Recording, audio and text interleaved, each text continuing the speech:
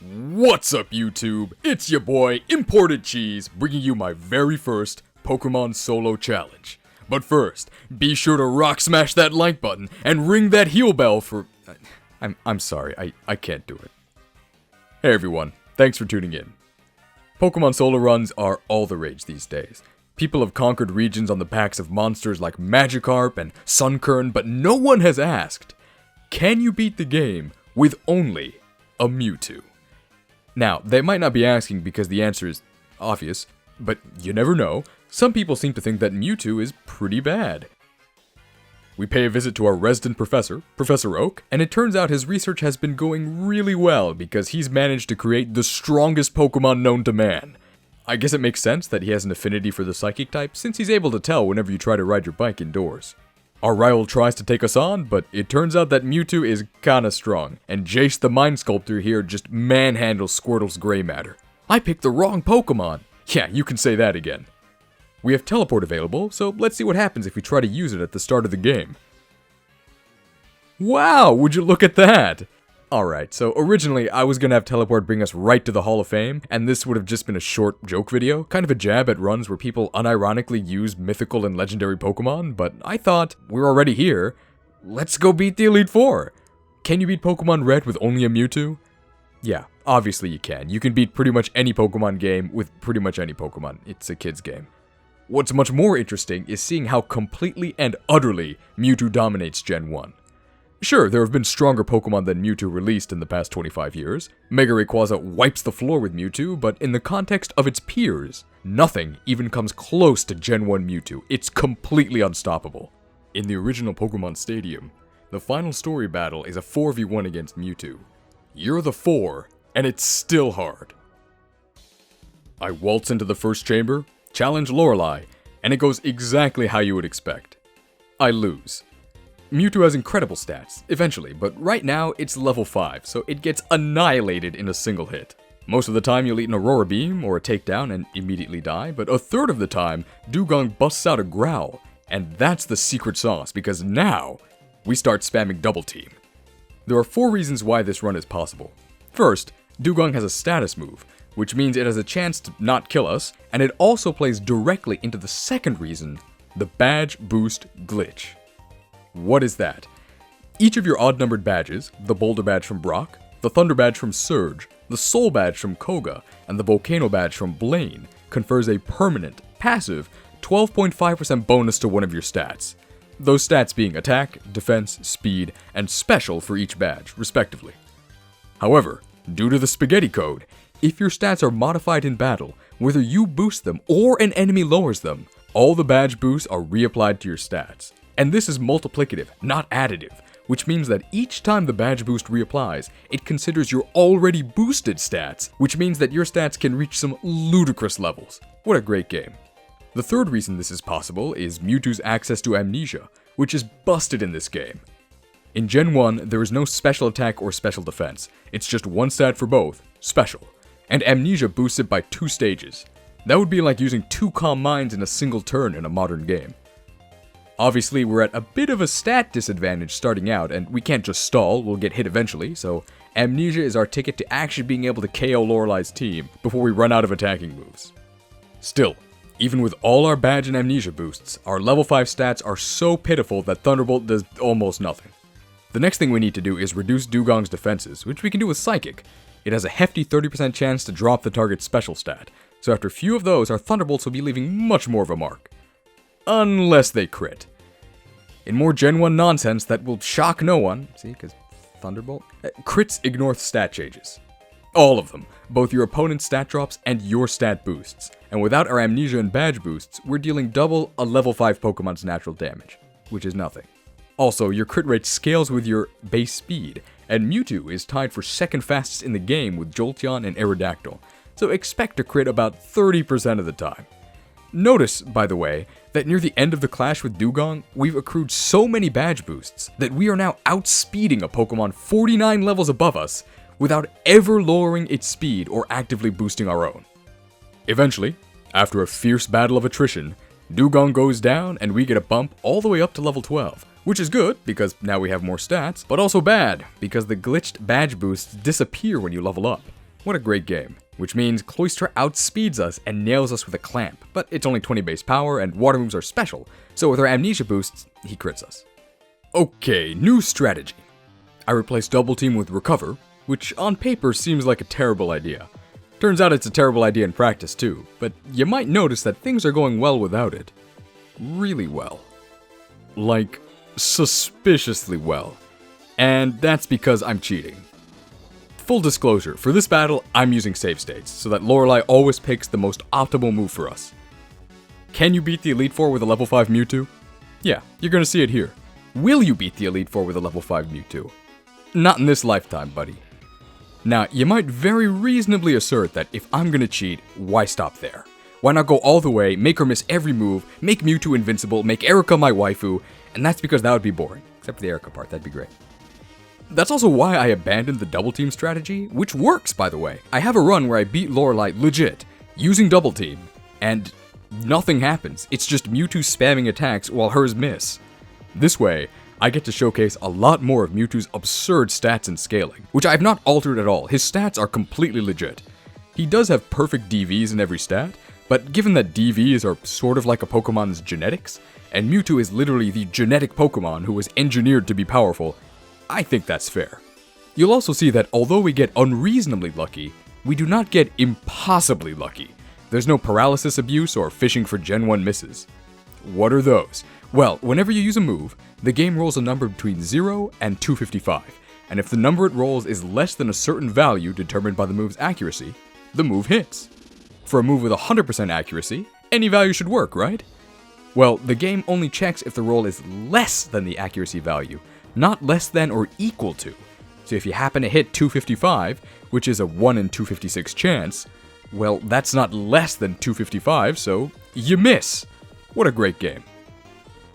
Anyway, back to the battle. If you're wondering what Dugong's last move is and why it never uses it, it's Rest, a psychic type move which would be not very effective against us. Of course, it would actually be incredibly effective because we wouldn't have enough PP to finish the battle, but Lorelei's AI doesn't seem to realize that. What a great game. Let's say that the in-universe explanation for our luck is Mewtwo using his mind magic to warp reality. How about that? To beat Cloyster, we needed to either miss with Clamp, 15% chance, or Supersonic, a whopping 45% chance. Believe it or not, we can actually survive an Aurora Beam, but it is annoying to have to recover. Spike Cannon would just be a reset. Taking out Cloyster gets us to level 15. Slowbro is by far the easiest Pokemon on Lorelei's team. Its only attacking move is Water Gun, which would do laughable damage if it landed. I did not alter this footage at all, I just hit Thunderbolt 4 times and won. Now we're level 17! In contrast to Slowbro, Jinx is our most dangerous. 3 of her moves are very bad for us. Body Slam and Thrash are both perfectly accurate and one-hit KOs, while Double Slap can take us out in one turn if it hits all 5 times. We need either a Double Slap miss, 50% chance, or Ice Punch, which we can actually take 2 of because of Mewtwo's crazy stats. Yeah, after taking out only 3 Pokemon, and Squirtle I guess, Mewtwo is already able to attempt stall tactics. You guys can't see it, but Jinx actually took me about 20 minutes of attempts in real life. Lapras is one tough cookie. We don't want Body Slam, that would be curtains for us. Hydro Pump has a 20% miss chance, and Blizzard has a 10% miss chance, while the final move, Confuse Ray, it never used for some reason. We can tank a Hydro Pump after a recover, and Body Slam is bad news, but Gen 1 miss! I actually also missed a Thunderbolt earlier against the Dugong, and we close out the battle with 0 Thunderbolts remaining, and at level 20. Now, earlier I mentioned that there were 4 reasons this run was possible, but I only explained 3 of them. Well, reason number 4 is Bruno, because he is a free source of sweet, sweet XP, and thanks to his sacrifice, we don't need to save scum anymore. Every battle from here on out can be completed with vanilla luck. I love his dialogue, by the way. Let's read it out. I am Bruno of the Elite Four. Through rigorous training, people and Pokemon can become stronger. I've weight trained with my Pokemon. Great idea, I should try that. Please sub. Great idea, you should try that. We will grind you down with our superior power. Hoo-ha! Alright, Bruno, what have you got for us? Onix?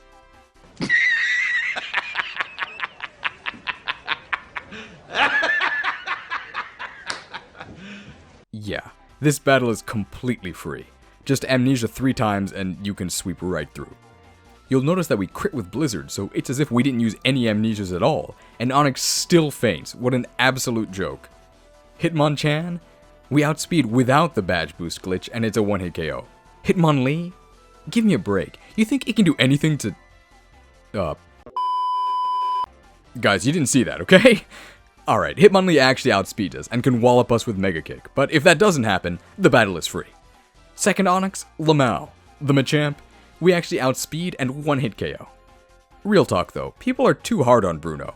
Sure, his team sucks, but you try being a fighting type trainer in a generation that hates fighting types. Who's the other fighting type trainer in this game? The Karate King? He's busy crying in his dojo after Sabrina kicked his butt.